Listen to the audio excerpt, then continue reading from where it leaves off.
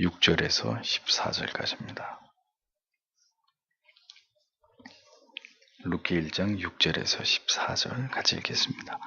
그가 모압 지방에 있어서 여호와께서 자기 백성을 권고하사 그들에게 양식을 주셨다 함을 들었으므로 이에 두 자부와 함께 일어나 모압 지방에서 돌아오려 하여 있던 곳을 떠나고 두 자부도 그와 함께하여 유다 땅으로 돌아오려고 길을 행하다가 나오미가 두 자부에게 이르되 너희는 각각 어미의 집으로 돌아가라. 너희가 죽은 자와 나를 선대한 것 같이 여호와께서 너희를 선대하시기를 원하며 각각 남편의 집에서 평안함을 얻게 하시기를 원하노라 하고 그들에게 입맞춤에 그들이 소리를 높여 울며 나오미에게 이르되 아니니이다. 우리는 어머니와 함께 어머니의 백성에게로 돌아가겠나이다. 나오미가 가로되 내 딸들아 돌아가라. 너희가 어찌 나와 함께 가려느냐. 나의 태중에 너희 남편 될 아들들이 오히려 있느냐. 내 딸들아 돌이켜 너희 길로 가라. 나는 늙었으니 남편을 두지 못할지라. 가령 내가 소망이 있다고 말한다든지 오늘 밤에 남편을 두어서 아들들을 생산한다 하자. 너희가 어찌 그것을 인하여 그들의 자라기를 기다리겠느냐. 어찌 그것을 인하여 남편 두기를 멈추겠느냐. 내 딸들아 그렇지 아니하니라. 여호와의 손이 나를 치셨으므로 나는 너희로 인하여 더욱 마음이 아프도다. 그들이 소리를 높여 다시 울더니 오르바는 그 시므에게 입맞추되 룻은 그를 붙쫓았더라. 아멘. 기도하겠습니다.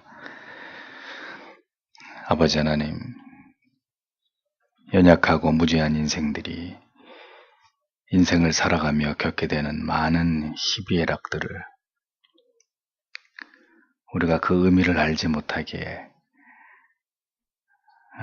그 모든 것을 통하여 하나님 우리가 일희일비할 때가 많이 있음을 고백합니다.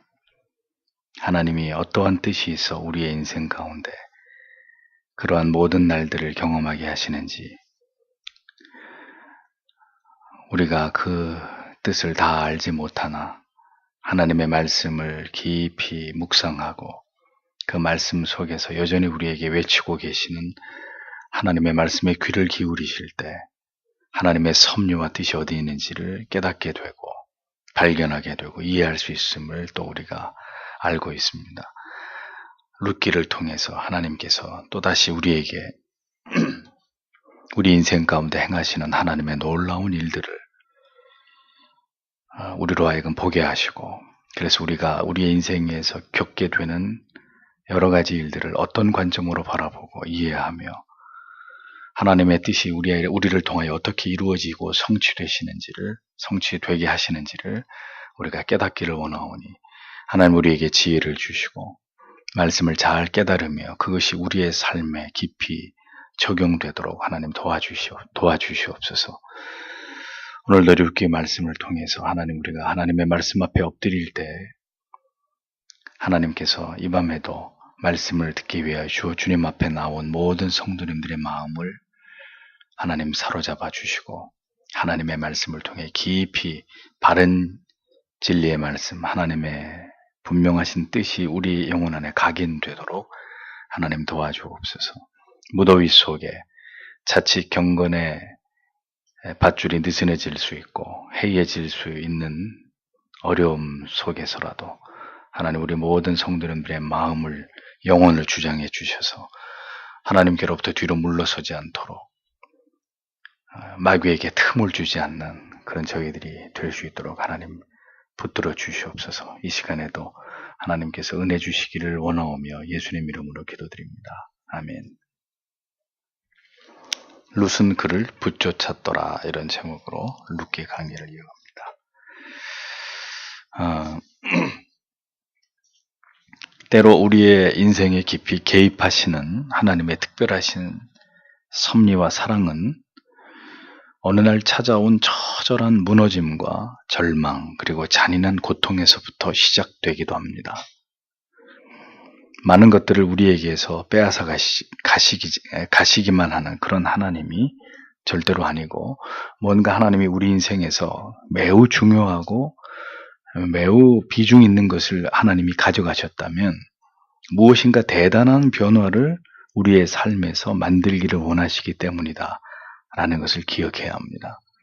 뭔가 엄청난 우리의 환경이 바뀌어지고 어떤 큰 손실이나 혹은 엄청난 어떤 고통을, 괴로움을, 슬픔을 맛봐야 되는 이런 일들이 일어날 때는 그 속에 뭔가 크신 하나님의 뜻이 분명히 담겨져 있다는 겁니다.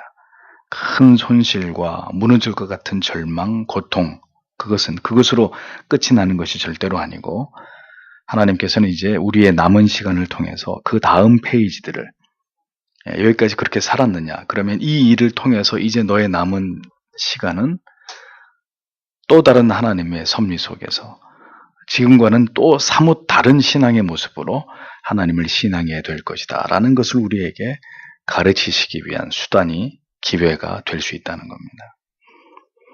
나오미는 하루아침에 남편과 사랑하는 두 아들을 다 잃어버렸습니다. 이제 내가 왜 살아야 되나, 아무런 존재의 이유와 의미를 생각할 수 없는 그런 지경에 이르게 된 거죠. 그야말로 최악의 상황에 이르게 된 겁니다. 그것은 하나님께서 그녀를 다시 세팅하시겠다는 의미이죠. 그녀의 모든 것을 하나님이 고치시겠다는 뜻입니다. 하나님께서 이제 룻을 어떻게 이끌어 가시는지 룻기서는 그것을 통해서 하나님의 놀라우신 섭리와 또 하나님의 위대하신 구속사의 역사를 이루어 가시는 그 과정에서 하나님의 사람들을 하나님이 어떻게 붙들고 가시는지를 우리에게 분명하게 보여주고 있는 것입니다. 6절에서 7절을 다시 보면, 그리고 그녀와 그녀의 며느리들은 일어났다. 그리고 그녀는 모압 지방들로부터 돌아갔다. 왜냐하면 그녀는 여호와께서 그분의 백성을 권고하셨다는 것, 그들에게 양식을 주셨다는 것을 모압 지방에서 들었기 때문이다. 그리고 그녀는 거기서 그녀의 두 며느리들이 그녀와 함께 거했던 그곳으로부터 나왔다. 그리고 그녀들이 유다 땅으로 돌이키려고 그 길에서 걸어갔다. 이렇게 적고 있습니다. 자, 요압 땅에 있는 나오미에게 어떤 소식이 들려옵니다. 그 소식은 우상을 숭배하면서 하나님의 뜻을 거스렸던 타락한 이스라엘 백성들을 향해서 하나님의 준엄한 징계가 이제 거두어졌다는 그런 소식이었습니다. 남편과 두 아들을 잃은 나오미에게까지 그 소식이 전해져 왔다는 거예요. 자, 이 나오미의 마음은 얼마나 황망했겠습니까? 하나님의 심판을 피해서 살아보겠다고 떠나온 고향입니다. 그런데 그 고향을 떠난 대가로 남편과 두 아들은 죽고 이제 자신은 비참한 처지가 되었는데, 그 지경에서 다시 고향으로부터 들려오는 소식이 하나님께서 다시 그 백성들을 권고하셔서 이스라엘 백성들이 지금까지는 흉년의 기근의 고통을 당하고 있었는데 하나님이 다시 이스라엘 백성들에게 양식을 주시기 시작했다라는 내용이었다는 거죠. 이스라엘을 징계하셨던 하나님께서 이제 다시 이스라엘을 돌아보셔서 그들을 회복시키고 계신다는 그런 이야기를 듣게 됩니다. 이스라엘은 다시 하나님의 축복과 돌보심을 받게 되었는데, 나오미의 남편과 두 아들은 이제 더 이상 이런 감격을 함께 누릴 수 없는 자들이 되고 말았다는 현실이 나오미에게 큰 아픔과 회한으로 다가오고 있었을 것입니다. 그녀는 깊이 지난 날을 돌아보면서 인간적인 생각으로 하나님의 뜻을 저버리고 고난과 시련을 피해서 남편과 그리고 아들들과 자기가 이렇게 이방의 땅을 밟은 것을 깊이 후회하면서 회개했을 것이고, 이제 소중한 것을 모두가 다 잃어버린 비참한 상황이 되었지만 하나님이 다시 이스라엘에게 복을 주신다라는 말을 듣고 나오미는 결심을 하게 되는 거죠. 그래, 내가 내 고향에 가서 죽자. 고향 사람들이 나를 뭐라고 손가락질 하더라도 이제 나는 내 고향으로 다시 돌아가야 되겠다. 그런 마음을 먹게 된 것입니다. 마치 아버지의 재산을 다 탕진한 탕자가 돼지가 먹는 쥐엄나무 열매를 먹으면서 내가 아버지 집으로 돌아가야 되겠다. 결국 그 비참함 속에서 탕자도 나오미도 다시 고향으로 돌아갈 생각을 하게 됐다는 거죠. 언제든 하나님의 손 안에서 모든 것이 뒤바뀔 수 있다는 것을 어리석은 인간들은 깨닫지 못합니다. 자기가 자기의 운명을 바꿔놓을 수 있다고 자꾸 믿으려고 하는 거죠. 어느 곳이든 우리는 하나님의 뜻과 계획 안에서 존재할 뿐입니다. 더 나은 곳을 선택했지만 그곳이 더 힘겹고 고통스럽고 절망적인 곳이 될 수도 있는 것이고, 너무나 고통스럽고 힘겨운 현실을 도피하지 않고 믿음으로 꿋꿋이 그것을 이겨냈을 때 마침내 지금 그곳이, 내가 있는 이곳이 가장 아름답고 행복하고 감사한 곳이 될 수도 있는 것. 누가 그렇게 하는 걸까요? 하나님이 그렇게 하시는 것이다라는 겁니다. 그러니까 인간이 자꾸 미꾸라지처럼 이리 피하고 저리 피하고 어떻게 방법을 찾아보려고 요리조리, 그런 것들이 아무 의미가 없는 것이라는 거죠. 하나님의 주권을 절대적으로 믿고 의지하고 신뢰할 때 인생의 모든 곤고한 날들과 형통한 날들을 우리가 결정하려고 하지 않을 때 우리의 인생의 모든 날들을 하나님의 뜻 가운데 이끌어 가시는 하나님이라는 것을 우리는 경험하게 되는 것입니다. 나오미는 이제 이런 비참한 상황에서 하나님이 다시 이스라엘을 돌아보신다라는 얘기를 듣고 지체하지 않고 고향으로 향하고 있습니다. 떠나올 때는 남편과 듬직한 두 아들과 함께였지만 지금은 남편도 더 이상 의지할 아들들도 없이 두 자부만을 데리고 다시 고향으로 돌아가게 된 것이죠. 슬픔을 안고 떠나서 기쁨으로 돌아올 수도 있는 것이고, 기쁜 마음으로 떠나서 슬픔을 안고 돌아올 수도 있는 것이 인생이라는 겁니다. 그 모든 것은 다시 말씀드리지만 하나님이 주관하시는 것이다 라는 거죠. 나오미는 두 자부를 데리고 그녀가 머물던 이방의 요압 땅을 이제 미련 없이 떠나서 유대 땅 베들레헴으로 다시 돌아가기 위해서 길을 떠납니다. 떠나야 할 곳에서 떠나가게 하시고 다시 돌아가야 할 곳으로 돌아오게 하시는 하나님. 그러나 그 일은 우리 인생에서 때때로 너무나 혹독한 대가를 치르고야 이루어질 수 있다는 것을 우리는 잊어서는 안 됩니다. 그래서 가야 할 곳, 가지 말아야 될 곳, 내가 결정하면 안 되는 거예요. 내가 잘못 내린 결정이 나로 하여금 그런 고통과 다시 돌아가야 되는 그런 고된 길들을 만들어내고 있다는 걸 절대로 우리가 쉽게 생각하면 안 돼요. 인생에서 돌아가는 시간이 많아지면 많아질수록 더 많은 시간들을 허비하는, 그건 지혜 없는 일이 되는 것이잖아요.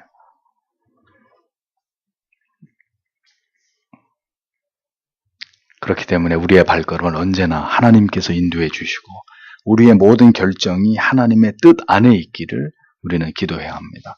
이미 모든 결정을 다 내리고 난 이후에 그렇게 해서 세월이 흘러가 버리고 나면 언제나 다시 돌아가야 되는 그 길은 우리에게 가혹한 고통의 대가를 지불해야 되는 그런 시간들이라는 것을 우리가 절대로 잊지 말아야 된다는 겁니다.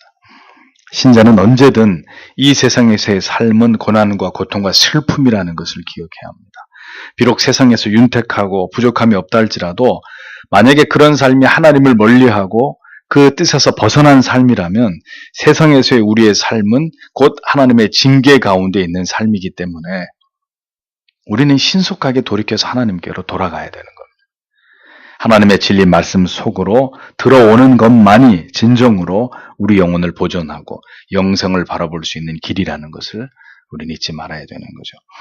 나오미는 이제 자신이 돌아가야 할 곳은 자신의 고향이라는 것을 깨달았고 그녀는 반드시 그곳으로 돌아가기 위해서 이제 그녀가 살았던 모압 땅을 그녀의 두 자부와 함께 과감하게 벗어나고 있었습니다.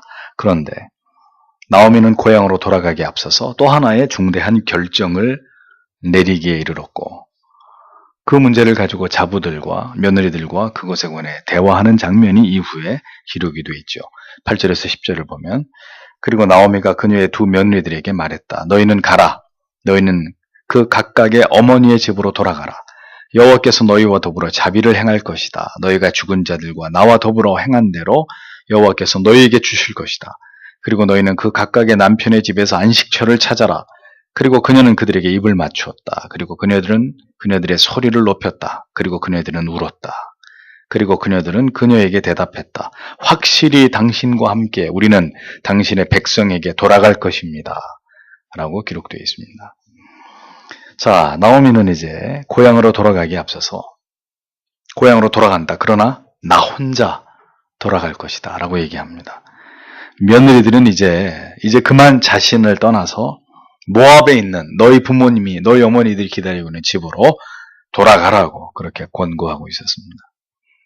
그 이유는 두 자부는 모두 유대인이 아니라 이방인이었기 때문에 그 자부들을 데리고 유대 땅을 밟는 것에 상당한 어려움이 있을 수 있었고, 또 남편과 아들들이 다 죽고 난 이후에 다시 이렇게 과부가 된 새 과부가 고향으로 돌아갈 때 자신과 함께 겪게 될 여러 가지 어려운 일들, 하나님의 저주와 심판이라고 여기는 많은 사람들이 이 새 과부에게 어떤 수모를 줄지 알 수 없는 이런 상황에서 나오미는 그런 일들을 자기의 자부들이 겪게 하고 싶지 않았다는 거죠. 나 하나로 족하다.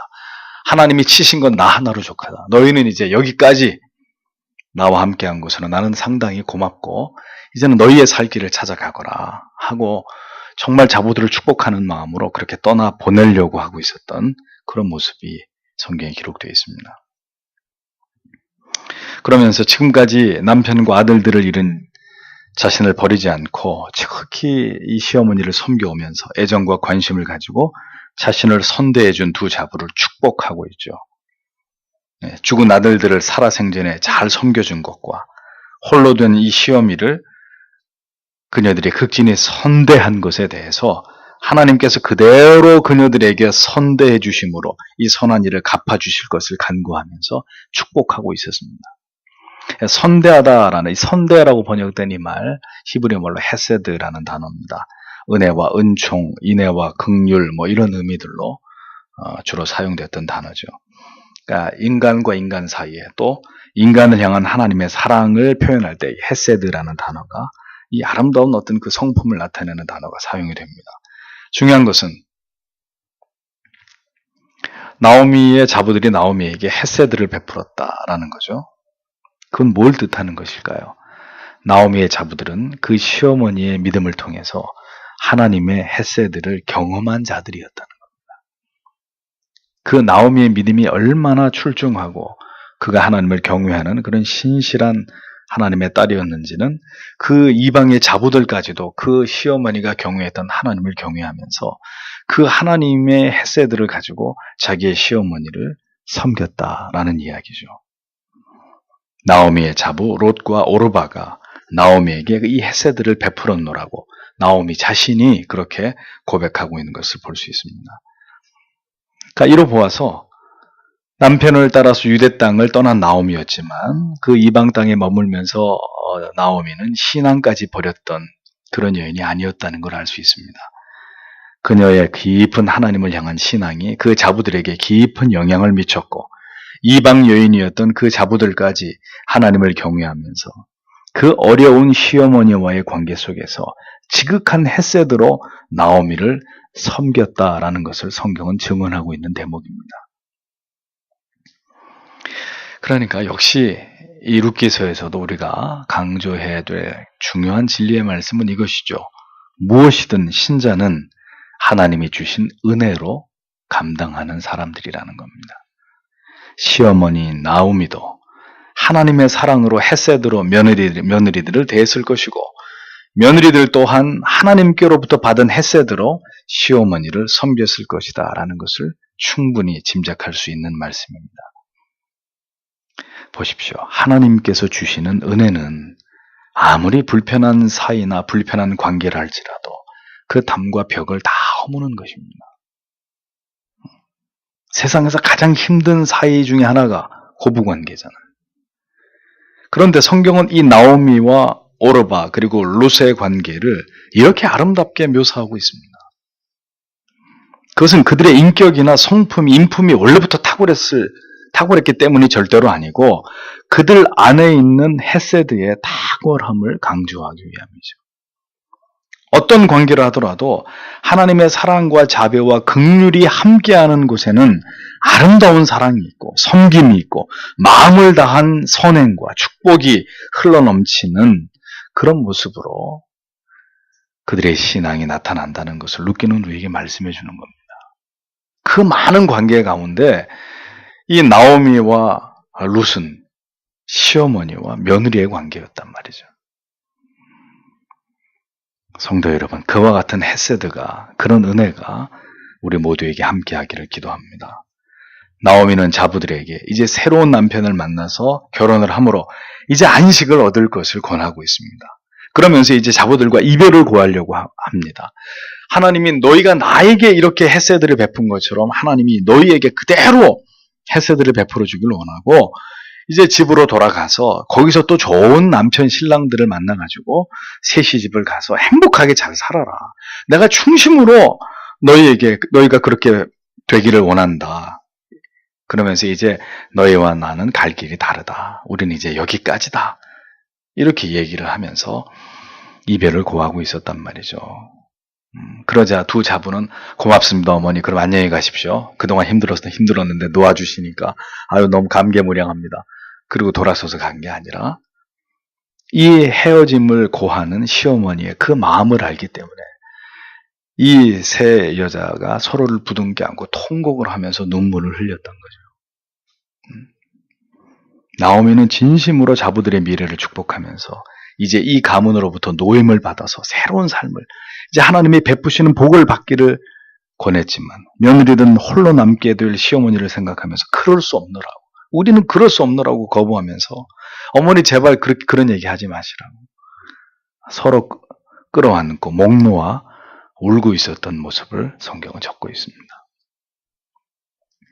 남편과 두 아들을 잃은 아내이자 어머니를 두 자부는 지극히 긍휼히 여기면서 불쌍히 여겼고 하루아침에 남편을 잃은 젊은 과부들이 된 며느리들에 대해서 시어머니는 그 며느리들을 긍휼히 여기는 마음으로 아직 젊은 자신의 며느리들의 미래를 걱정하면서 그들에게 자유를 주려고 하는 이런 시어머니와 며느리들의 아름다운 마음이 성경에 이렇게 아름답게 펼쳐지고 있는 것을 볼 수 있는 거죠.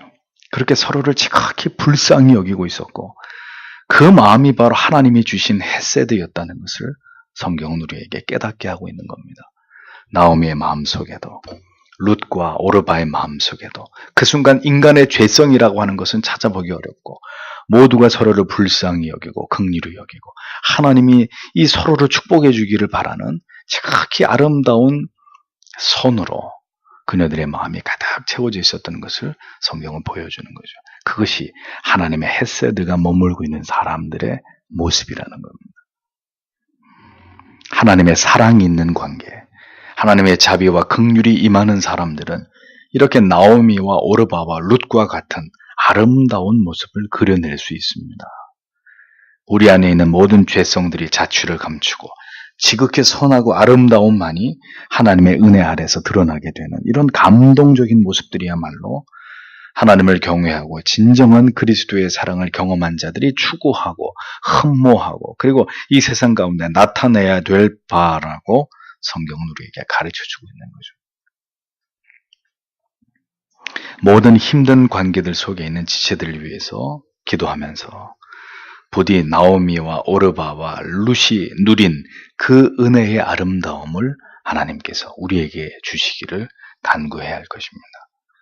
서로를 지극히 불쌍히 여길 수 있는 마음, 사람이 사람에게 느낄 수 있는 깊은 연민과 사랑을 하나님께서 오늘도 우리에게 부어주셔서 우리가 그런 마음으로 가족들을 그리고 어려운 사람이라 할지라도 그런 마음으로 다가가서 하나님이 기뻐하시는 그런 모습을 드러낼 수 있는 그런 인생, 그렇게 하나님께 쓰임받는 그런 인생 되기를 우리는 기도해야 될 줄 압니다.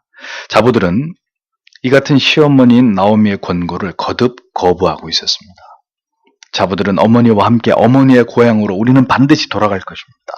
강력하게 항변하고 있었습니다. 어머니와 함께 어머니의 백성들에게로 돌아가겠습니다. 어떤 경우에도 어머니가 겪으셔야 될 모든 일들을 어머니 혼자 겪도록 하지 않겠습니다. 우리는 끝까지 어머니와 함께 어머니의 고향으로 돌아갈 것입니다. 힘주어서 말하고 있었습니다. 그리스도의 사랑이 그렇게 우리를 끊을 수 없게 하는 힘이라는 것을 우리는 기억해야 합니다. 사람은 그렇게 할 수 없어요. 사람은 사람에게 그렇게 할 수 없습니다. 하지만 하나님의 사랑이 임하고 그 사랑이 머물러 있는 사람들은 이렇게 할 수 있습니다. 사랑은 상호적인 것이죠. 자부들을 딸처럼 사랑하고 그들에게 아름다운 신앙의 본을 보인 시어머니 나오미가 있었기 때문에 어떤 경우에도 그 어머니를 버리지 않겠습니다 라는 그 자부들의 진심이 나올 수 있었던 것이지, 시어머니 나오미가 그런 사람이 아니었는데 그런데도 불구하고 자부들이 그렇게 할 수 있었을까요? 어머니를 버리지 않겠습니다 라고 눈물을 흘리면서 그렇게 자신들의 마음을 고백할 수 있었겠습니까?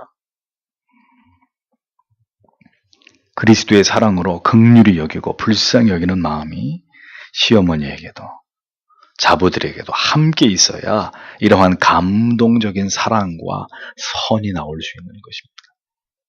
어느 한쪽만 그런 사랑으로 선을 강요할 수는 없는 일이죠.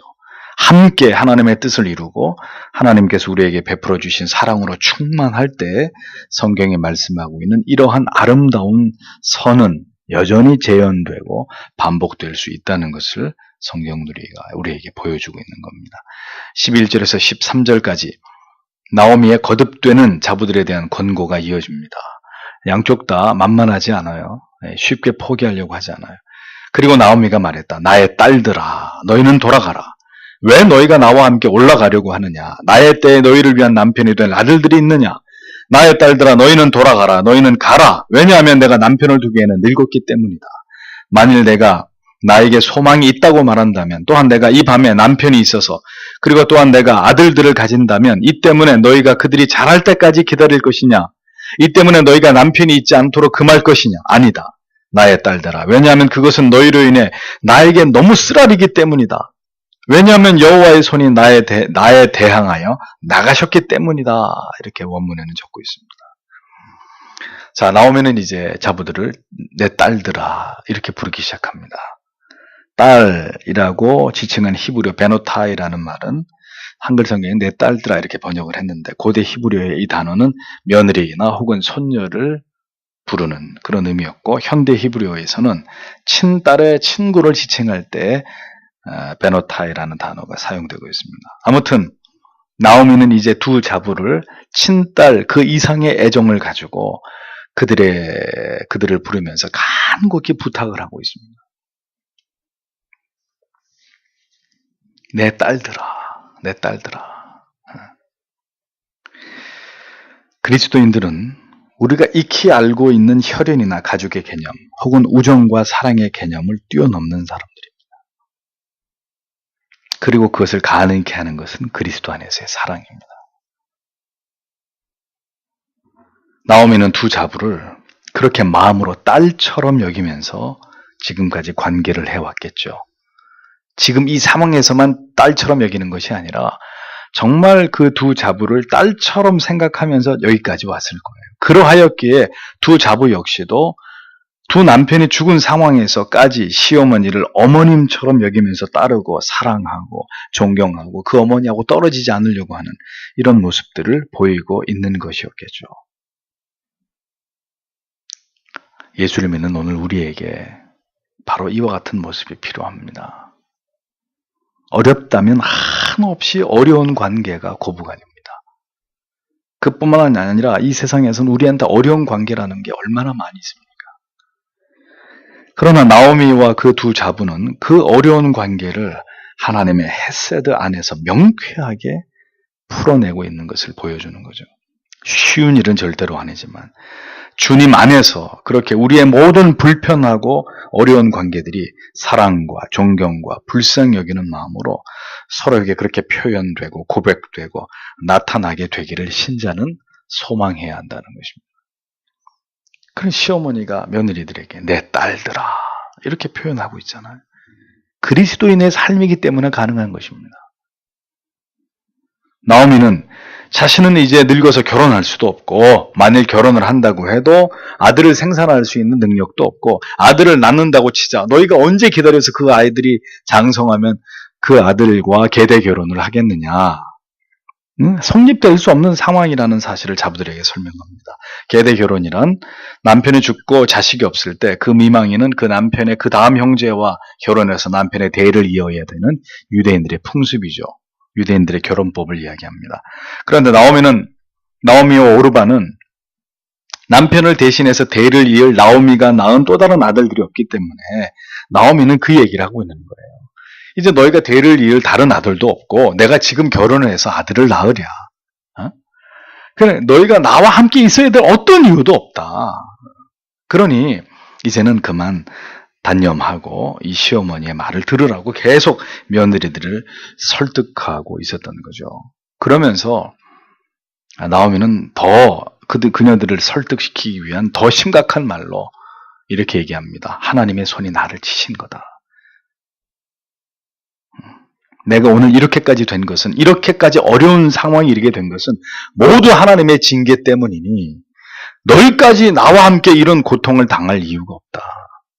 나는 하나님께 징계를 받아서 이렇게 됐지만 너희는 이제 나에게서 떠나서 너희가 살 길을 찾아가다오. 제발. 내가 그렇게 하지 않으면 너희를 바라보고 있는 내 마음이 너무너무 고통스럽고 너무 힘들다.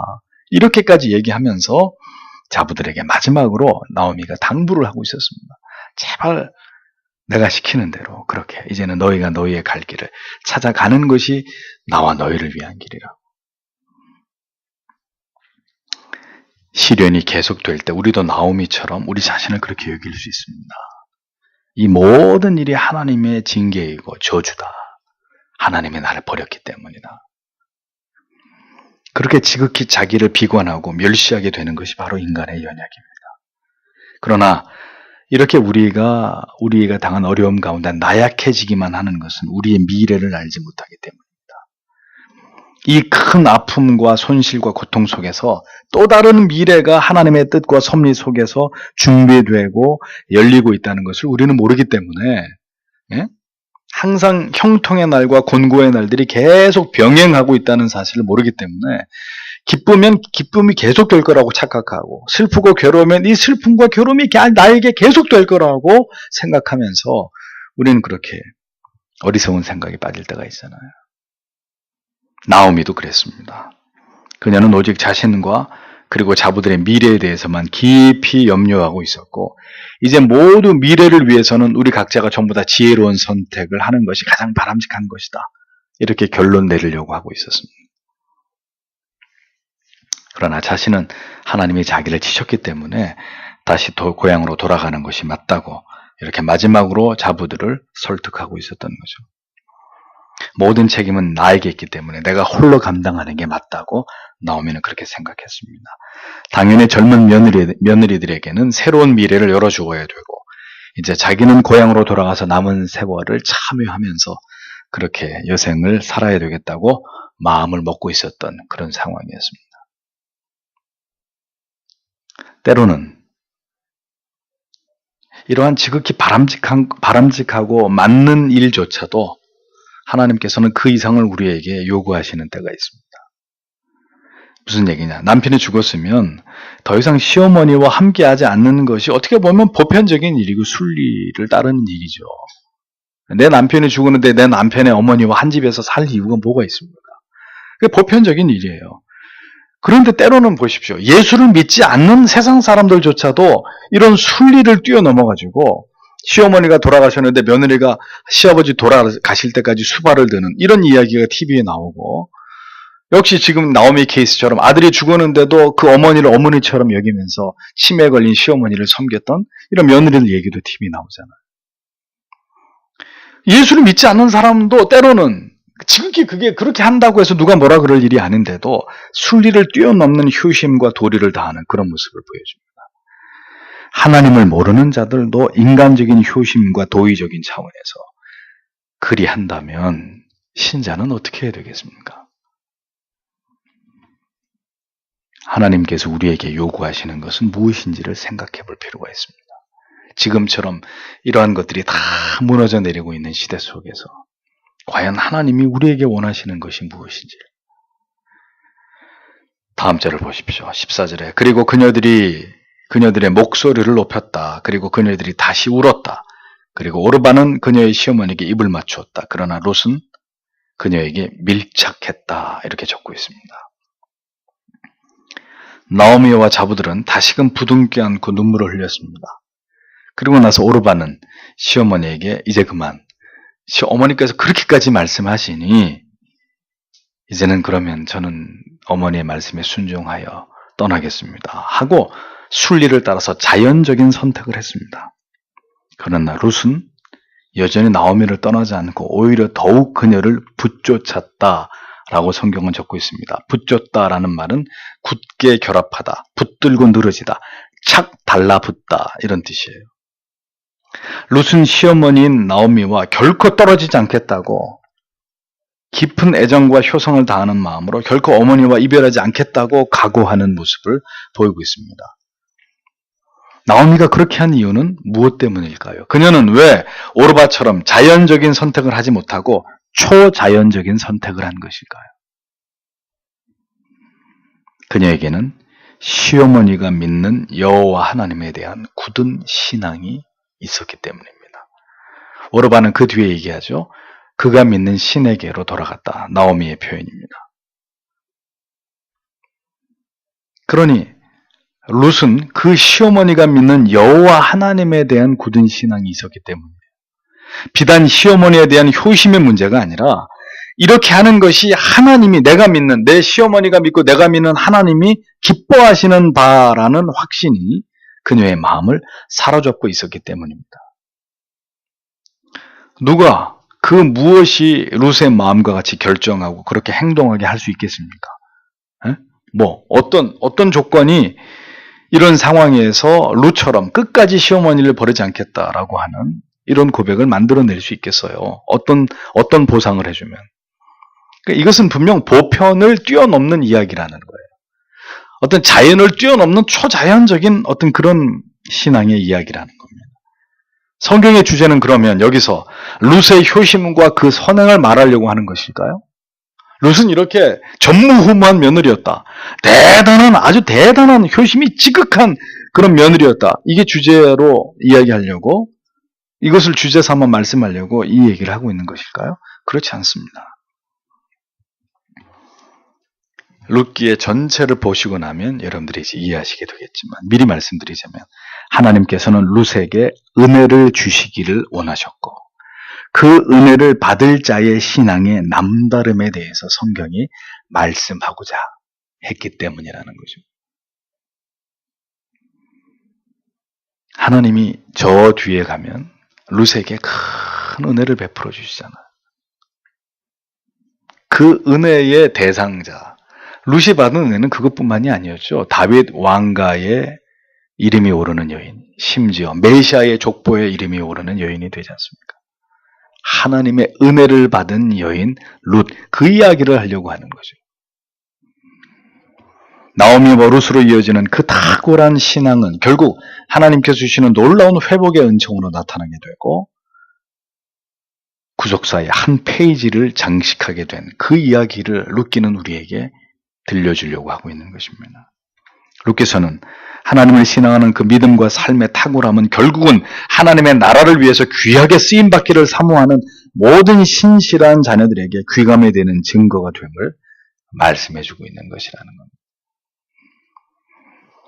어떤 시대이든지 혹은 그가 누구이든지 하나님을 경외하고 그 믿음의 도를 지키는 자에게 하나님께서는 함께 하십니다. 그리고 그를 통해서 하나님의 나라와 의를 이루어 가신다는 것을 우리는 잊지 말아야 합니다. 하나님을 경외했던 그 믿음으로 시어머니를 섬긴 여인 룻, 성경은 그런 자부와 그의 시어머니의 이야기를 통해서 우리에게 중요한 진리를 전하고 있다는 것을 기억해야 합니다. 우리가 이 세상에서 어떤 모양으로 어떤 관계로 살아가든 우리는 신자입니다. 우리가 신자로서 어떻게 살아가느냐의 문제는 고스란히 우리의 신앙으로 표현되는 것이고 시험되는 것이고 증명되는 시간들이라는 것을 잊지 마십시오. 우리는 보편을 따르는 사람들이 아닙니다. 자연적인 순리를 따르는 사람들이 아니라 어떤 경우에는 하나님이 주시는 은혜 앞에서 초자연적인 보편적인 것이 아니라 매우 특수한 것을 쉽고 편안한 것이 아니라 매우 어려운 것을 선택할 수 있는 사람들입니다. 그것은 우리 안에 하나님이 계신다는 증거가 되는 것이죠. 언제든 신자로 살아가고 하나님 앞에서 살아가기 위해서 늘 노력하는 우리들이 되어야 합니다. 하나님의 은혜가 늘 우리 안에 있기를 사모하는 자들이 되어야 합니다. 그러면 하나님은 그 아주 보편적인 사람들을 불러서 전혀 보편적이지 않은 하나님의 위대한 뜻을 이루는 도구로 하나님은 오늘도 그러한 자들을 사용하신다는 거죠. 마음에서 나오는 말을 듣지 마시고 영혼의 울림을 주시는 하나님의 진리의 말씀에 귀를 기울이는 그렇게 살아가는 우리가 되어야 할 것입니다. 하나님이 나오미와 룻에게 그러한 헤세드를 주셨다면 오늘을 살아가는 우리에게도 하나님이 그런 헤세드를 주셔서 하나님의 뜻을 이루어가는 의미 있는 인생, 결국 하나님이 예비하신 그 영광의 은혜를 수혜받는 자들 되게 하시는 그 하나님의 뜻을 우리 안에서 이루어 가신다라는 것을 기억하시고 모든 상황 속에서 고개를 들어서 하나님을 바라보고 하나님의 도우시는 힘으로 우리에게 주어진 삶을 살아가는 하나님의 사람들이 다 되시기를 축복합니다. 기도하겠습니다.